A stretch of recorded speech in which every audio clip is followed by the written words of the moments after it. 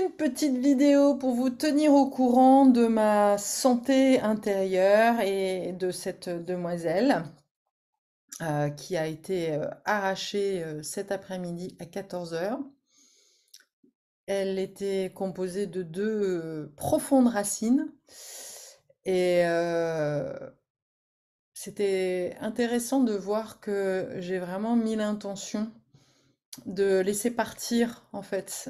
Pour moi, une extraction de dents, c'est aussi l'occasion bah, de mettre de la conscience en fait sur ce qu'on est en train d'extraire. Et j'ai trouvé ça très amusant parce que le dentiste m'a précisé que c'était la première dent que, qui est produite en fait en tant qu'adulte. Et donc pour moi, c'est comme si cette dent portait bah, toutes les blessures en fait de mon début de vie d'adulte, qui est la période de, de 14 à 21 ans, c'est le début de la jeune adulte, et qui est, selon le Jenkins, en lien avec le quotient spirituel. Et comme la nature a horreur du vide, quand on extrait quelque chose, eh bien c'est l'opportunité de laisser y faire pousser quelque chose d'autre.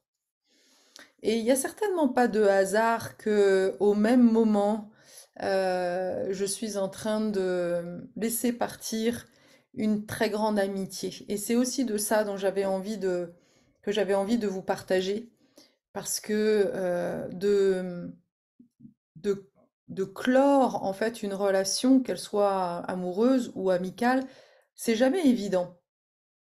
Et pour moi, ça a été souvent très souffrant. Et je me suis surpris en fait là, puisque j'ai mis fin, on a décidé avec ma meilleure amie, celle qui était ma meilleure amie, de mettre fin en fait à cette amitié parce que nos, on, on ne vibre pas, on ne vibre plus sur la même fréquence, on ne partage plus les mêmes valeurs et, et je sentais que autant moi je continuais à valoriser en fait qui elle est, sa, sa force, sa capacité à garder le cadre, sa rigueur, autant elle n'était pas capable en fait de voir le beau dans ma capacité à sortir du cadre. Nous avons fait le stage ensemble en Ardèche et c'est ce stage-là qui lui a permis de prendre conscience que ce n'était plus possible pour elle et quelque part, moi j'ai ressenti exactement la même chose au même moment. Et ce qui est très intéressant, c'est que euh, en dézoomant, en fait, je me suis rendu compte qu'il y a juste 7 ans, je vivais un peu la même chose au moment où je suis arrivée, ou un an après être arrivée en Alsace. Ma meilleure amie a complètement coupé les ponts et suite à voilà un site web que j'avais fait sans la mettre au courant, j'ai changé de nom, j'ai fait un site web et elle avait pas bien accepté ça. Et je me souviens qu'à l'époque, je me suis accrochée en fait. Et je ne pouvais pas la laisser partir, je ne voulais pas la laisser partir. Et, et donc je suis vraiment heureuse de voir que là, cette fois-ci, eh bien, on a pu déjà avoir ce dialogue de cœur à cœur, de sœur à sœur, et de se dire, bah voilà, on a été très heureuse en fait de partager ce chemin d'amitié pendant 5 ans. Euh, mais là, maintenant, on sent que on est en train de prendre différents chemins. Et il n'y a pas de jugement à avoir. Alors, bon, elle m'a donné un certain nombre de raisons, en fait. Et moi aussi, quelque part, je lui ai partagé ce qu'il me manquait, en fait, dans notre relation. que pour moi, une amitié est quelqu'un qui nous met en avant, en fait, qui nous pousse en avant. Et Dieu sait si je suis ouverte aux critiques à partir du moment où elles ont pour vocation de m'amener vers le haut, en fait, et que ce sont des critiques, oui, positives. Il y a vraiment une délicatesse aussi à faire des feedbacks, en fait, sur quelqu'un. Et c'est loin d'être simple, d'ailleurs, euh, de, de, de mettre de côté la voix de la peur, la voix du jugement. Et là, pour moi, il y avait trop cette voix de jugement qui était présente chez elle. Je crois que mon côté spontané, mon côté enfant libre, vient justement vibrer à un endroit où elle ne s'autorise pas, en fait, cette liberté. C'est mon point de vue, mais voilà, ça ne regarde que moi. Euh, mais elle estime que mon côté libre est irresponsable. Et j'ai trouvé ça d'ailleurs très intéressant parce que c'est quelqu'un quand même qui a une grande tolérance et qui travaille beaucoup sur la spiritualité, sur l'ouverture de cœur. Et de me rendre compte que finalement, elle me... Alors déjà, c'est évident que elle est le reflet d'une part de moi, et j'y reviendrai juste après, mais elle est le reflet aussi de toute une société vis-à-vis justement de cette liberté d'être. Et ça, voilà, ça m'a attristée quelque part parce que, bah oui, elle me montrait que quelque part, la société n'est pas prête à voir des êtres aussi libres que moi. Dieu merci, il y en a quand même qui le sont, puisque les personnes qui ont fait le stage semblent vraiment ravies en fait de cette expérience. Et eux ont joué le jeu justement, sont rentrés, ont complètement pris justement mon don, ma capacité à, à faire preuve d'agilité, de créativité, dans, même dans des délais très courts. Et on jouait le jeu de ma folie, quoi, quelque part. En dansant dans une bergerie, voilà, c'était pas donné à tout le monde. Et voilà, pour elle, ce n'était pas acceptable, en fait, de faire danser les gens dans cette condition-là. Et à la fois, bah voilà, c'est intéressant de voir que selon juste l'énergie et est-ce qu'on a le cœur ouvert ou est-ce qu'on est dans cette contraction, eh bien, on va accepter, on va s'abandonner à l'expérience ou alors on va être juste en mode jugement, en fait. Et j'ai tellement joué ça, moi aussi, que je ne peux que la comprendre parce que pendant très longtemps, j'ai été une championne de juge, en fait, des formateurs, des personnes qui m'accompagnaient. Je voyais, en fait, toutes leurs défaillances, toutes leurs failles, euh, tous leurs problèmes. Mais c'était une manière, justement, de ne pas rentrer en contact avec ma, ma tristesse, en fait, de ne pas m'autoriser à, à moi aussi proposer en fait ce genre de choses. Et le jour où justement bah, j'ai pris ma place, j'ai décidé de non plus mettre cette énergie de destruction, soit d'autodestruction ou de destruction de l'autre, mais de transformer cette énergie, ce feu finalement, qui peut être vraiment destructeur, en, en feu créatif en fait, et en moteur de créativité. Et, et c'est là où, en effet, bah, j'ai vu toutes les peurs qui étaient là, mais je les ai transcendées, et c'est ça qui me permet d'être là aujourd'hui et de faire ce que je fais aujourd'hui, et d'accepter aussi, et ce qui est vraiment pas facile quand on se lance, d'accepter de ne pas être parfait. Et c'est ce qu'elle me renvoyait, bien évidemment, c'était mon premier stage en collectif, bien évidemment, ce n'était pas parfait, même si certaines des participantes ont vraiment ont noté 10 sur 10 en fait ma prestation et ont vu justement beaucoup de professionnalisme là-dedans. Il y avait certainement à redire, je ne remets pas ça en question, mais pour moi justement l'apprentissage passe par l'expérience. C'est mon mode de fonctionnement. Et je vois tellement de gens en fait qui préfèrent en fait passer du temps à se former, à juger, à glaner des informations sur Internet, mais ne jamais passer à l'action. Et pour moi, ce passage à l'action, il est vraiment justement cette dernière étape de la spiritualité, de la manifestation de ce qui nous sommes. Et c'est souvent une étape qui nous met en grande frustration. C'est que quand on a l'impression que on a notre âme en fait est prête, notre âme a envie en fait de prendre notre place en fait, de manifester qui on est de manière certainement plus juste par rapport à la valeur que l'on se donne. C'est une chose en fait de s'accorder de la valeur, c'en est une autre, eh bien de prendre sa place et de prendre sa place en tant que leader.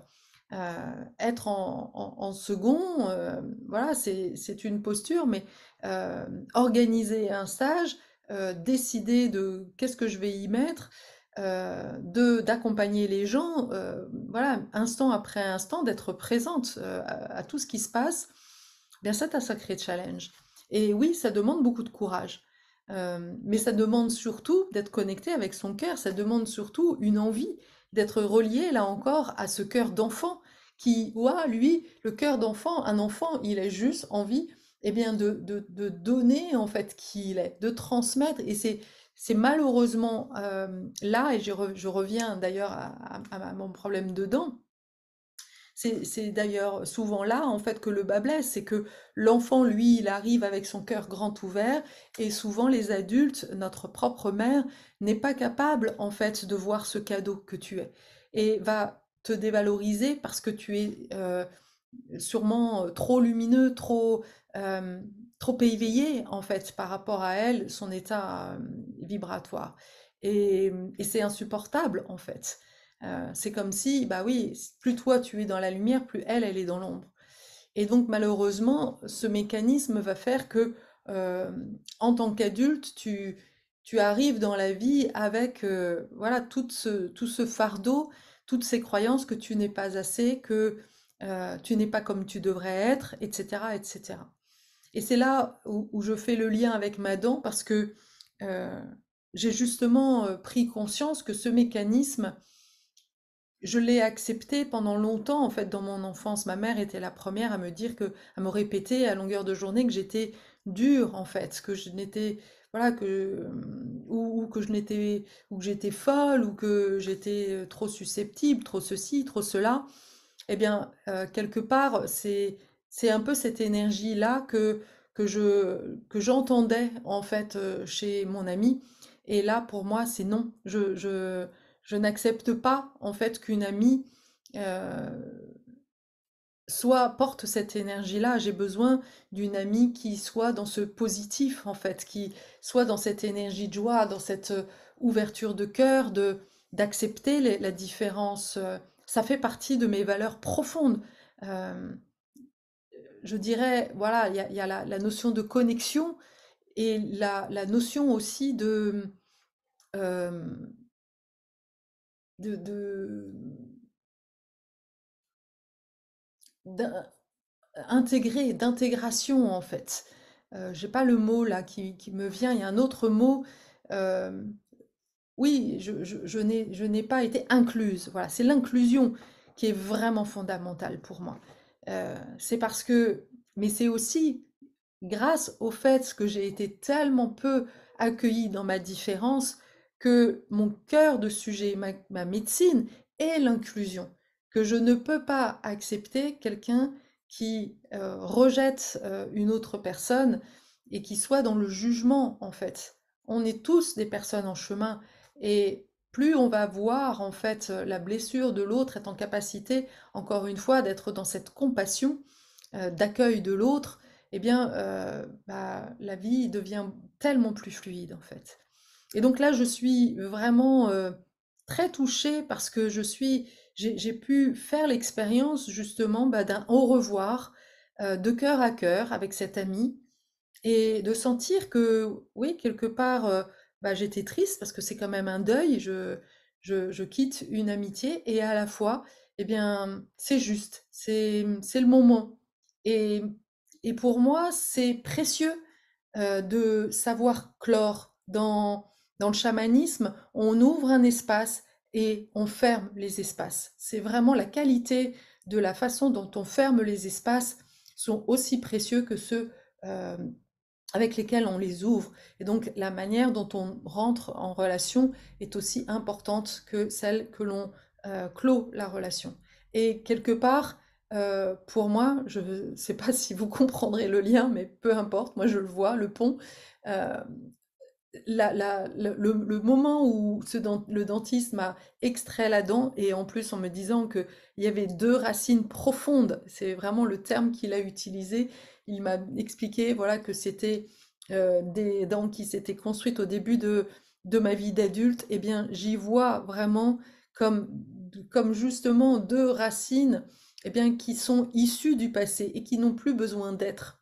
Et dont je me libère aujourd'hui. Je n'ai plus besoin voilà, de ces racines, de cette souffrance, parce que voilà, elle m'a fait souffrir, cette dent, il y avait un abcès, et c'est comme si justement, eh bien, la dent me disait, mais enlève-moi, quoi, enlève-moi, parce que je porte en fait toute l'énergie de ta souffrance et tu n'as plus besoin de ça.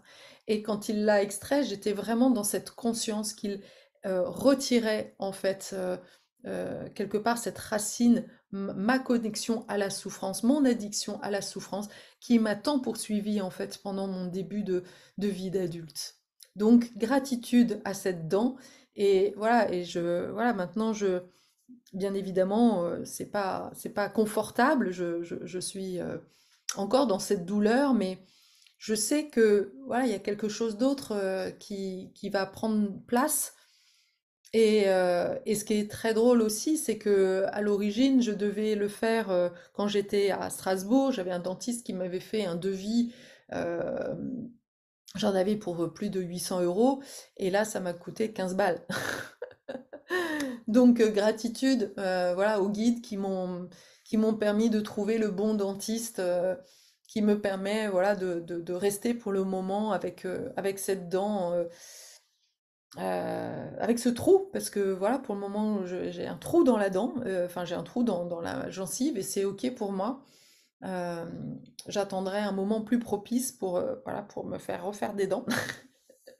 Mais voilà, ça aussi, c'est une expérience en fait. Euh, et ce que j'ai trouvé aussi intéressant, c'est de me dire, bah ouais, tiens, là où je mâchais tout le temps du côté gauche, bah, je vais rééquilibrer, je vais aller du côté droit.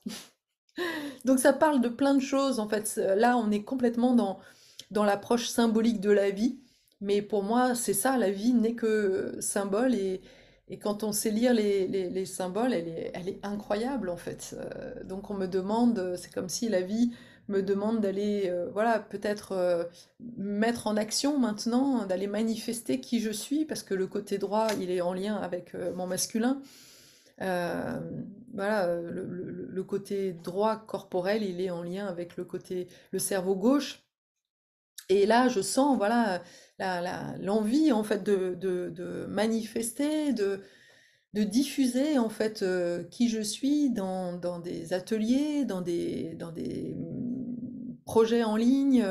Voilà, il y a plein de créativité, plein de projets qui sont là en gestation et qui ne demandent, voilà, qui ne demandent qu'à pousser, voilà, comme une dent comme un nouveau, voilà, pour remplir cet espace de vide, mais par quelque chose, voilà, qui vient vraiment du cœur et je vais laisser le temps, voilà, je veux pas non plus vouloir absolument combler ce vide tout de suite. Non, je vais justement, je trouve ça aussi intéressant de pouvoir être avec ce vide, en fait, parce on prend pas le temps, en fait, d'être avec nos vides intérieurs et de voir, waouh, ouais, qu'est-ce que ça me fait, en fait, d'avoir quand même un trou d'un centimètre, là, dans la gencive, c'est pas rien.